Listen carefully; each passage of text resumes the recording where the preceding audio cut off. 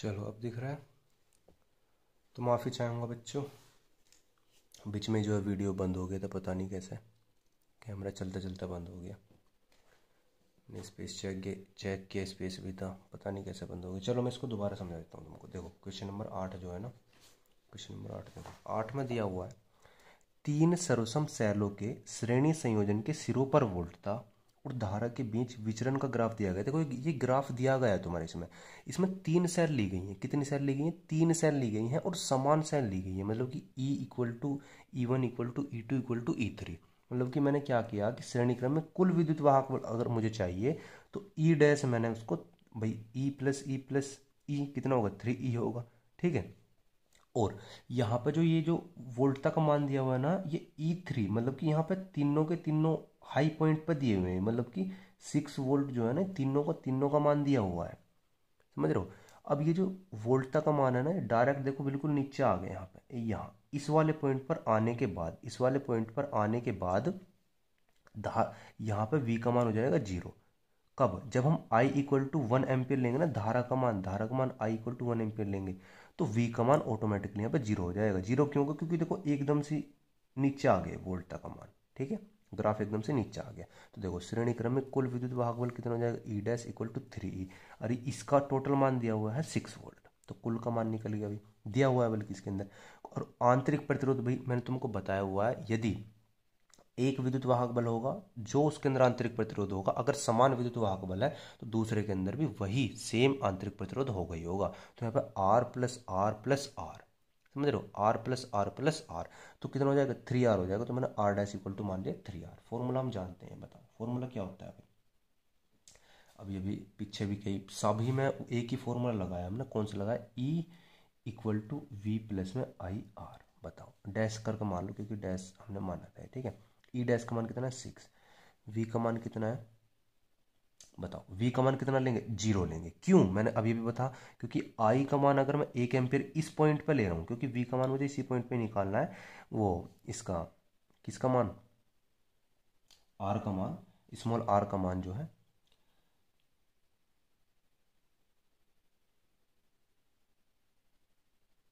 ठीक है ना? हाँ, स्मॉल r का मान जो है मुझे इसी पॉइंट पर निकालना, मतलब कि I इक्वल टू 1 एम्पियर है तो V का मान एकदम से नीचे गिर गया ना, तो V का मान 0 लेंगे। कब? जब I इक्वल टू 1 एम्पियर ले रहे हैं। तो प्लस I का मान हो गया तुम्हारा 1 इंटू में R डैश का मान कितना हो जाएगा? 3R। ये रहा, तो 3R। ठीक है भाई, चलो करो काम को। तो कितना होगा? 3R, ये बराबर होगा तो 6/3 इक्वल टू में R, तो कितना आ जाएगा? R बराबर कितना आ जाएगा तुम्हारा? 2 ओम। तो R का मान कितना आ गया भैया? 2 ओम आ गया। कि प्रत्येक सेल का आंतरिक प्रतिरोध कितना हो जाएगा? 2 ही ओम हो जाएगा, क्योंकि समान विद्युत वाहक बल था इसलिए। ठीक है भाई, चलो भाई अब क्वेश्चन नंबर आ जाते हैं 9 पे। क्वेश्चन नंबर आ जाते हैं 9 पे। देखो भाई क्वेश्चन नंबर 9 क्या कहा गया? दिए गए परिपथ में प्रत्येक सेलों के सिरों के बीच विभवांतर ज्ञात कीजिए। प्रत्येक परिपथ में प्रत्येक सेलों के बीच, मतलब कि ये जो सेल है, ये वाली जो सेल है, ये वाली, मतलब ए से लेके सी तक, और जी दूसरी सेल कौन सी है? ए से लेके बी तक की। ए से लेके सी तक सेल है और ए से लेके बी तक सेल है। इसके बीच में हमें क्या निकालना है? विभवांतर निकालना है। और ए और सी के बीच में विभवांतर निकालना है। चलो ये चीज़ बताने से पहले मैं एक चीज़ तुमको थोड़ी सी यहाँ जो है बेसिक से थोड़ा सा क्लियर कर दूँ। 1 मिनट यहाँ पे ध्यान से सभी बच्चे देखेंगे। 1 मिनट देखो, ध्यान से सुनो।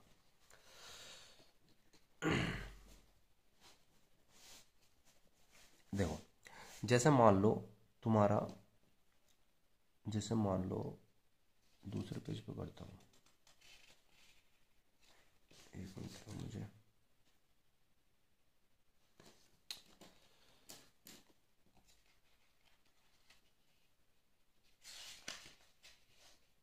खाली पेज नहीं है। चलो ऐसी भी बताता हूँ। देखो सपोज करो कोई परिपथ है। ठीक है, कोई मान लो परिपथ है। इसे मान लो दो क्या सेल लगाई गई हैं, 2 सेल लगाई हैं। ये बड़े, देखो बड़े वाला डंडा जो होता है ये वाला, ये पॉजिटिव होता है और ये निगेटिव होता है, छोटे वाला जो होता है। ठीक है, हमेशा जो धारा बहती है ना पॉजिटिव से ही बहनी शुरू होती है। ठीक है, और इसके साथ में मान लो कोई 2 बैटरी लगाई गई हैं, 2 बैटरी इस टाइप से करके कैसी भी लगा दी गई हो। ठीक है, और एक सेल का मान लो 10 वोल्ट है और दूसरी सेल का मान लो कितना? 5 वोल्ट है। ठीक है। इस प्रकार से जो परिपथ कोई बनाया गया है, ऐसे मान लो।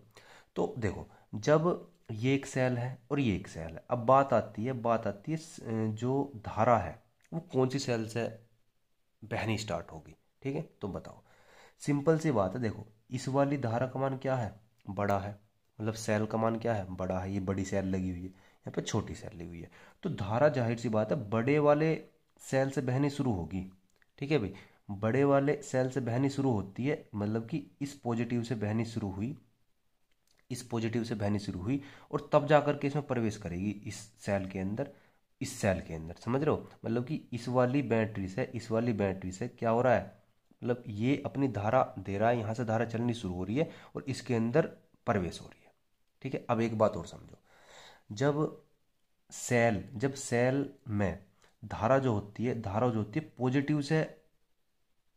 पॉजिटिव से निकल करके, मतलब पॉजिटिव से शुरू हो, तो हम ई का मान लेते हैं पॉजिटिव।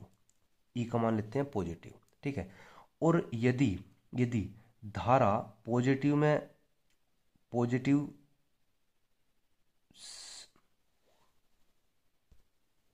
देखो, मैं इधर समझाता हूँ, एक बार सुनो, ध्यान से सुनो। देखो, मैं कह रहा हूँ, देखो जैसे दो सेल हैं, ठीक है, ये दो सेल हो गई तुम्हारी। ठीक है, चलो ऐसे ही बना देता हूँ, ये छोटा माइनस होता है, बड़े वाला प्लस, ये छोटा माइनस, ये बड़े वाला प्लस। ध्यान से समझने की कोशिश करो, मैं क्या कह रहा हूँ। मैं कह रहा हूँ कि देखो, यदि सेल से धारा सुनो, सेल से धारा पॉजिटिव की तरफ से निकलनी शुरू हुई, मान लो ये बड़ी सेल है, ये 20 वोल्ट की सेल थी और ये 10 वोल्ट की सेल थी, ये 20 वोल्ट की सेल थी, ये 10 वोल्ट की सेल थी, तो इस वाली बैटरी से चलना प्रारंभ होगी सेल। तो इस वाली बैटरी से चलना प्रारंभ होगी, तो यहाँ इस प्लस पॉजिटिव सिरे से निकलेगी ना, इस पॉजिटिव सिरे से निकलेगी ना, तो इस ई का मान हम लेंगे निगेटिव। क्या लेंगे, निगेटिव। ठीक है, और ऐसे जा करके इसमें प्रवेश करेगी निगेटिव में, इसमें प्रवेश करेगी क्या, निगेटिव में, और फिर बाहर निकलेगी पॉजिटिव के अंदर से, तो इस ई का मान क्या लेंगे हम, निगेटिव। ई का मान क्या लेंगे, निगेटिव। अगर मैं इन्हीं सेल को घुमा करके बना दूं, मतलब कि इस वाली कर दूं इस प्रकार से करके, ऐसे कर दूं इस प्रकार से करके पॉजिटिव, और ये क्या कर दूं माइनस, और ये पॉजिटिव, तो कुल मिला करके देखो, समझो, मान लो 20 वोल्ट की थी हमारी, ये 10 वोल्ट की थी। तो अगर देखो, धारा यहाँ से निकलना शुरू हुई बड़ी बैटरी से, बड़ी सेल से, तो यहाँ से निकलने के बाद दूसरी वाली बैटरी के अंदर पॉजिटिव सिरे में को प्रवेश करेगी, लेकिन निकल माइनस वाले सिरे से हो रही है। निकल कहाँ से रही है, माइनस वाले सिरे से हो रही है। तो इसका मान, जब धारा निकलती है माइनस सिरे से, तो उसका मान लेते हैं ई पॉजिटिव। क्या लेते हैं, ई का मान लेते हैं पॉजिटिव। समझ में आया? नहीं समझ में आया तो देखो, मोटा मोटा मैं एक बार और बताता हूँ, बस इतना ध्यान रखो, ज़्यादा भी कुछ नहीं समझ में आ रहा है तुम्हारे, तो सिर्फ इतना ध्यान रखो, यदि धारा पॉजिटिव से निकलेगी, बस निकलने का ध्यान रखो, अगर धारा पॉजिटिव से निकलेगी, धारा बड़े वाले डंडे से निकलेगी, तो ई का मान लेना है निगेटिव। ठीक है, अगर धारा छोटे वाले डंडे से निकलेगी, मतलब कि निगेटिव से निकलेगी, छोटे वाले डंडे से निकलेगी, तो धारा का मान लेना है हमको, मतलब कि ई का मान लेना है हमको पॉजिटिव। समझ में आया अभी? ठीक है, अभी देखो, अभी हम करते हैं तो और ज़्यादा तुम्हें समझ में आ जाएगा। देखो, डायग्राम तुम्हारा ये था, ये तुम्हारा डायग्राम दिया हुआ है सवाल के अंदर। ठीक है, 9वां क्वेश्चन में एक बार तुम्हें दिखाता हूँ, पढ़ता हूँ इसको। देखो, इसने कहा है कि दिए गए परिपथ में सेल के सिरों के बीच विभवांतर ज्ञात करना है। मतलब कि सेल ये रहा, मतलब कि ए और सी के बीच में विभवांतर ज्ञात करना है, और जी ए और बी के बीच में विभवांतर ज्ञात करना है, क्योंकि एक प्रतिरोध इधर लगा हुआ है, एक प्रतिरोध इधर लगा हुआ है, और एक सेल लगी हुई है, एक सेल लगी हुई है। ठीक है भाई, चलो इसको हम देखो करके दिखाते हैं एक बार। देखो, लिखना कैसे है सुनो, समझ में आ जाएगा। और थोड़ा सा देखो, सबसे पहले सुनो, चित्र को अगर तुम ध्यान से देखने की कोशिश करो, चित्र दिखाई दे रहा है ना, ये लो, अब दिख रहा होगा, हाँ ठीक है। देखो भाई, सबसे पहले सुनो, ध्यान दो, चित्र से ही देख लो। सबसे पहले मुझे क्या काम करना पड़ेगा, यहाँ पे विद्युत वाहक बल के मान कितने हैं, एक दो दे रखे हैं, एक तो ये दिया हुआ है, एक ये दिया हुआ है, तो सबसे पहले मुझे कुल विद्युत वाहक बल निकालना पड़ेगा। अब कुल क्यों निकालना पड़ेगा, और कुल ही प्रतिरोध निकालना पड़ेगा। क्यों, ऐसा क्यों करना पड़ेगा, क्योंकि धारा जो है ना, मुझे धारा का मान निकालना है। समझ रहे हो, मुझे क्या काम करना है, धारा का मान निकालना है। अब यहाँ पे एक चीज़ और समझ लो भाई, छोटी सी जब समझ रही हो तो एक ही चीज़ और समझ लो। देखो, अगर तुम्हारा मान लो कोई परिपथ श्रेणी क्रम है, जैसे मान लो रेजिस्टेंस लगे हुए हैं इस टाइप से करके, ठीक है, ये रेजिस्टेंस लगे हुए हैं, ये R1 हो गया, ये R2 हो गया। हालांकि तुमने डेरिवेशन के अंदर भी सीखा होगा, ठीक है, फिर मैं एक बार तुमको बता देता हूँ। इसमें तुम्हारे 3 प्रतिरोध लगे हुए हैं, ठीक है, 3 प्रतिरोध लगे हुए हैं। तो इसके अंदर जो धारा बहेगी ना, धारा बहेगी वो समान बहेगी। जो धारा इसमें बह रही है वही इसमें बहेगी, वही इस प्रतिरोध में बहेगी। समझ रहे हो? लेकिन इसमें वोल्ट का मान, वोल्ट का मान, विभवांतर का मान अलग होगा। इसमें अलग होगा विभवांतर का मान V1, इसमें अलग होगा और इसमें अलग होगा। समझ में आ रहा है? डेरिवेशन में किया था हमने, ठीक है। और वहीं पे ही अगर तुम्हारा परिपथ श्रेणी क्रम में इस टाइप से करके है, इस टाइप से करके अगर तुम्हारा परिपथ है, ये R1, ये R2, ये R3। अब यहां से धारा, अब तुमने पिछले चैप्टर में भी सीखा है, तो धारा बट गई। यहां पे धारा अलग अलग बहेगी, I1, I2, I3, लेकिन जो इनका वो विभवांतर होगा वो बिल्कुल तीनों में सेम होगा। जो इस पे है वही इस पे है, वही इस पे है। समझ में आ गया भाई? समझ में आ गया है? मैं कह रहा हूं कि अगर श्रेणी क्रम में होगा तो विभवांतर अलग अलग होगा और धारा एक रहेगी, और जो समांतर क्रम में होगा तो धारा बट जाती है, अलग अलग हो जाती है और विभवांतर एक रहता है। ठीक है, तो मैं यहाँ पे देखो इसमें वही चीज कर रहा हूँ कि श्रेणी क्रम में तो धारा एक ही रहेगी ना, एक ही रहेगी। जो धारा इसके लिए वही धारा इसके लिए, जो धारा इसके लिए वही धारा इसके लिए। तो मैं आई का मान यहां से निकाल लूंगा। आई का मान निकालने के बाद मुझे वोल्ट का मान पता चल जाएगा, इसका अलग निकल जाएगा, इसका अलग निकल जाएगा इजीली। चलो देखो करते हैं फटाफट से। तो मैं लिखता हूं भैया, चित्र से, ये समझाने का पार्ट था, तो चित्र से कुल विद्युत वाहक बल, कुल विद्युत वाहक बल इक्वल टू, अच्छा एक चीज और समझ लो, एक चीज यहाँ पे थोड़ी सी और समझ लो, बस थोड़ी सी समझने की है। जैसे यहाँ पे सुनो, ई का मान क्या दिया हुआ है, 2 वोल्ट दिया हुआ है, और ये भी ई का ही मान दिया हुआ है, क्या दूसरी वाला सेल लगाया हुआ है, तो 4 वोल्ट है। तो ध्यान दो, धारा किधर से चल रही है, इसमें धारा चल रही है भैया पॉजिटिव सिरे से, पॉजिटिव सिरे से धारा चल रही है, ठीक है। और पॉजिटिव सिरे से धारा चली, मैंने कहा इस वाली से तो चलनी शुरू होगी नहीं, बड़ी ही सेल से निकलती है धारा, और निगेटिव से कभी संभव होता नहीं धारा निकलना, तो पॉजिटिव से निकलना शुरू होती है। तो यहां से चली तो दूसरी सेल में कहां प्रवेश कर रही है, दूसरी सेल के पॉजिटिव सिरे से प्रवेश कर रही है, वो दूसरी सेल के पॉजिटिव पॉजिटिव सिरे से प्रवेश कर रही है। तो कुल मिलाकर के ध्यान दो, मतलब पहली सेल के पॉजिटिव सिरे से धारा निकल रही है और दूसरी सेल के पॉजिटिव सिरे में ही प्रवेश कर रही है। अगर इस तरह की स्थिति बनती है ना, तो इस तरह की स्थिति को हम बोलते हैं आवेशन की स्थिति और निरावेशन की स्थिति। समझ रहे हो भाई? आवेशन की स्थिति और निरावेशन की स्थिति, मतलब कि जो 2 वोल्ट है तुम्हारा, ये तो आवेशन की स्थिति में है क्योंकि ये धारा ले रहा है और पॉजिटिव की तरफ से ले रहा है। और ये वाला जो 4 वोल्ट है निरावेशन की स्थिति में, क्योंकि ये दे रहा है अपने पॉजिटिव की तरफ से। तो कुल मिलाकर के अगर मैं कुल प्रतिरोध निकाल लूंगा तो ऐसे भी समझ सकते हो कि पॉजिटिव से पॉजिटिव में जा रही है। तो हम क्या करते हैं कि माइनस कर देते हैं बड़े में से छोटे को, तो हमारा कुल प्रतिरोध, कुल विद्युत वाहक बल निकल जाता है, इक्वल टू 4 - 2 कर देंगे तो क्या हो जाएगा मेरे यहाँ पे, E इक्वल टू 4 - 2। ठीक है भाई, तो मेरा टोटल कुल मिलाकर के 2 वोल्ट आ जाएगा। ठीक है, देखो अगर ना समझ में आया हो तो थोड़ा सा रिवर्स करके देख लो, अन्यथा आगे भी देखो सवाल आएंगे, मैं उसमें बता दूंगा, ये काफ़ी है आगे सवाल ऐसे। ठीक है, चलो जी, कुल प्रतिरोध भैया, कुल प्रतिरोध तो भैया पिछले भी चैप्टर में हम सीख के आए हैं। क्या सीख के आए हैं बताओ? 2 ही प्रतिरोध लगे हुए इसके अंदर, और वो भी श्रेणी क्रम में। बताओ श्रेणी क्रम में 1 और 2 ये रहा, 3 प्रतिरोध हो जाएगा कुल इसका, कितना हो जाएगा? अच्छा एक और प्रतिरोध है ना 5, तो 1 2 3 प्रतिरोध लगे हुए, और तीनों के तीनों श्रेणी क्रम में। देख लो इस टाइप से कर, ऐसे करके धारा गई होगी, ये रहा, तीनों के तीनों श्रेणी क्रम में, कहीं धारा बटी नहीं है। ठीक है भाई, तो मैं लिखूँ कुल प्रतिरोध R इक्वल टू, एक 1 है, एक 2 है, एक 5 है, इक्वल टू कितना हो गया? 8 ओम हो गया। ठीक है भाई, मेरे पास R का मान आ गया, E का मान आ गया। अब बताओ मेरे पास धारा का मान निकल जाएगा, धारा का मान निकल जाएगा। I इक्वल टू क्या होता है मेरा? E अपॉन में कैपिटल R। E का मान कितना निकला? 2 वोल्ट। R का मान कितना निकला? 8। तो 1 अपॉन में कितना आ गया? 4। तो I का मान कितना आ गया भाई? 1/4 एम्पियर, या पॉइंटों में चाहो पॉइंटों में 0.24 कर गए। ठीक है, अब ये तो मैंने आई का मान निकाल लिया भाई। इस यहाँ से लेके यहाँ तक मुझे इस वाले परिपथ के अंदर, मतलब ए से लेके सी तक मुझे आई का मान पता लग गया, मतलब धारा जो बह रही है इसके अंदर।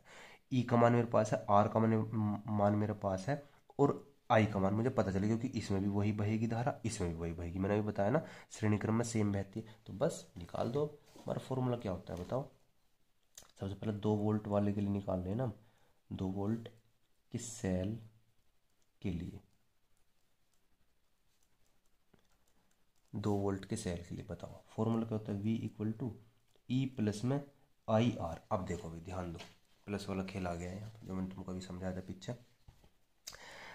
मैं 2 वोल्ट वाले के लिए निकाल लूँ ना, धारा माइनस से निकल रही है या पॉजिटिव से निकल रही है, प्रवेश तो कर रही है पॉजिटिव से, लेकिन निकल का से रही है माइनस से निकल रही है। तो मैंने कहा था अगर माइनस से निकलती है धारा तो हम ई का मान पॉजिटिव लेते हैं, मतलब कि फॉर्मूला जो रखेंगे हम बीच में प्लस लगाएंगे यहाँ पे, ठीक है भाई, बीच में क्या लगाएंगे, प्लस लगाएंगे। तो ई का मान हो गया भैया 2, और आई का मान कितना है 1/4, और आर का मान कितना हो जाएगा, आर का मान कितना हो जाएगा भाई, ये जो है देखो, ये आर का मान ये वाला कितना हो जाएगा, 1 हो जाएगा, रख दो भाई। तो 2 प्लस में 1/4, तो 4 दूनी 8 और 1 9/4 हो जाएगा, ठीक है भाई, क्या हो जाएगा 9/4, ये ऐसे कर लो, 0.25 कर लो इसका मान, और 2.25 वी का मान तुम्हारा एक तो आ गया ये वोल्ट, कौन से वाले पर, 2 वोल्ट वाले पर, ठीक है जी, 2 वोल्ट वाले पर, समझ रहे हो, मतलब वी का मान आ गया 2 विद्युत वाहक बल जो था, 2 वाली सेल जो लगी थी उस पर वोल्ट का मान। चलो जी ठीक है, अब हम करते हैं 4 वोल्ट के लिए। अब हम क्या करेंगे, अब हम निकाल लेंगे 4 वोल्ट के लिए। 4 वोल्ट पे क्या करेंगे बताओ, 4 वोल्ट के लिए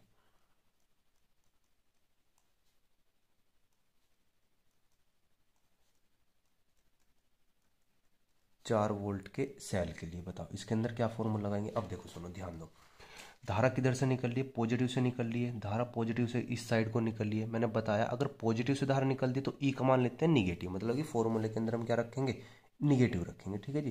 तो V equal to E minus का आई आर, ठीक है, रखो जी। ई का मान हो जाएगा कितना हो जाएगा भाई 4, ठीक है, आई का मान 1/4, और आर प्रतिरोध कितना है भाई, प्रतिरोध है मेरा 2, तो 2 दूनी 4, तो 4 में से 1/2 घटाएंगे तो मतलब हाफ घटाएंगे 4 में से, तो 3.5 आ जाएगा ना, 3.5। तो V इक्वल टू क्या आ गया 3.5 वोल्ट आ गया, ठीक है भाई, दोनों के लिए पता चल गया, चल गया भी पता। चलो भाई अब क्वेश्चन नंबर भैया एक बार 10 देख लो, ठीक है, मेरा फ़ोन भी डाउन हो गया, ठीक है, फ्लैश बंद होगी। जो है 10 क्वेश्चन, एक बार 10वां क्वेश्चन देख लो एक बार फटाफट से, बस फिर इसे बंद करते हैं एक बार, चार्ज करके फिर बनाएंगे। चलो अभी 10वां क्वेश्चन क्या कहता है अभी, आ जाओ एक बार पढ़ लेता हूँ मैं।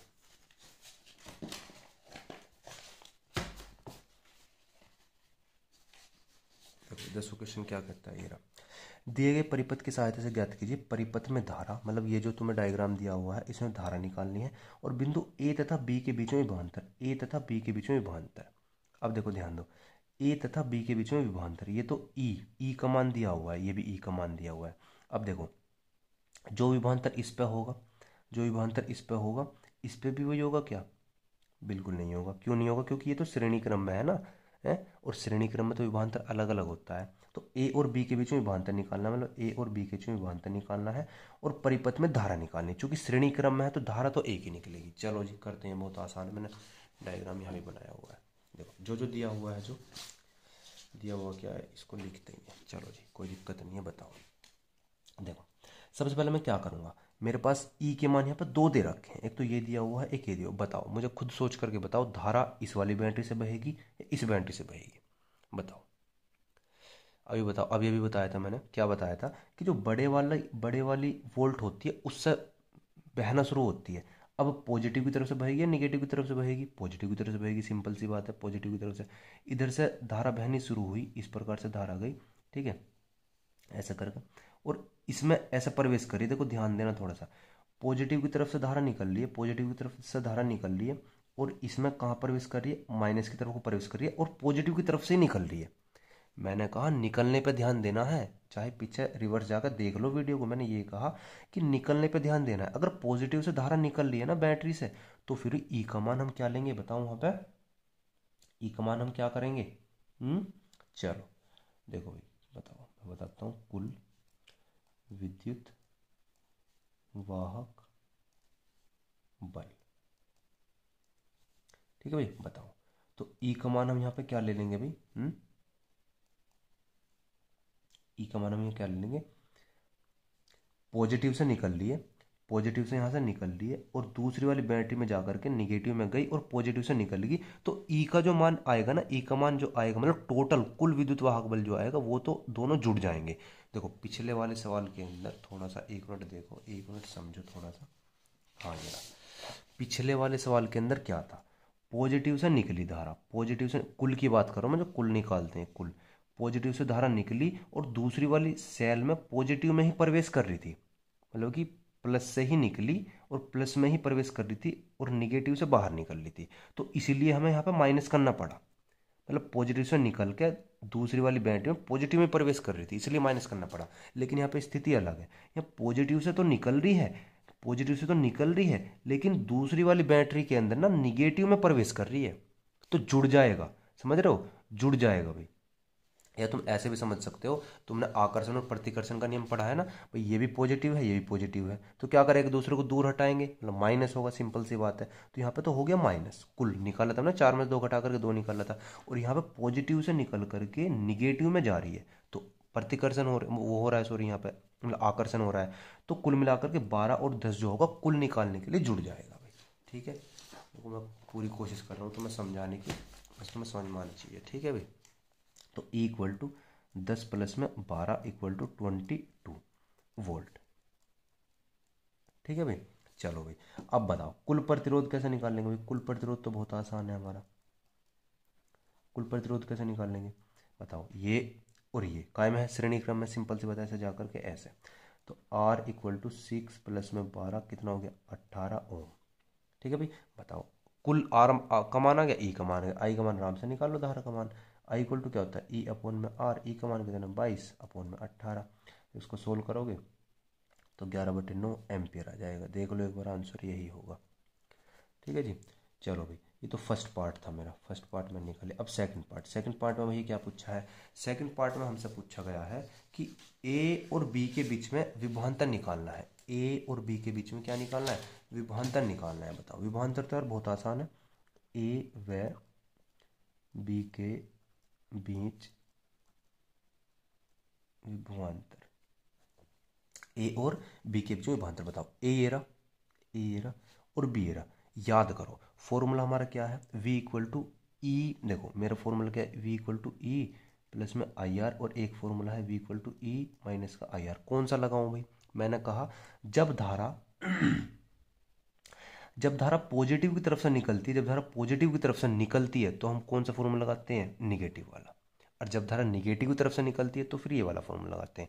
पीछे देख लो भाई, चाहे रिवर्स करके, बिल्कुल सेम यही कहानी बताइए, अब थोड़ा और क्लियर हो गया होगा तुम्हें। तो पॉजिटिव की तरफ से निकल रही तो धारा हम लगा रहे हैं ये वाली, चलो जी लगा दो, v equal to E minus का आई आर। बताओ v का मान तो मुझे क्या निकालनी है, और e का मान हो गया 11/9, आई का मान कितना है, अरे रुको, ई का मान तो 22 है ना, 22 माइनस आई का मान कितना है 11/9, और आर का मान कितना है अभी, स्मॉल आर, मतलब कि ये होगा ना ए और बी के बीच में है, ए और बी के बीच में है ना, तो 12 होगा, 12। बताओ अब भैया इसको सोल्व कर लोगे, v इक्वल टू 11 की 12 में गुना कर लेना, तो 3 3 9, 3 चौक 12, तो 11 चौक 44 और बटे में 3। ठीक है, इसको सोल्व कर लेना, आंसर लिख देता हूँ, यहाँ आ जाएगा तो ना माइनस का 8/3 वोल्ट आ जाएगा भाई। ठीक है, ठीक है भाई, ये तुम्हारा v का मान आ जाएगा। बताओ भाई समझ में आ गया, क्वेश्चन समझ में आ गया। देखो भाई जितनी कोशिश हुई है मुझसे मैंने करी है समझाने में। ठीक है भाई, 10 ही क्वेश्चन हुए हैं और करते हैं। ठीक है, तो मिलते हैं अगले वीडियो में।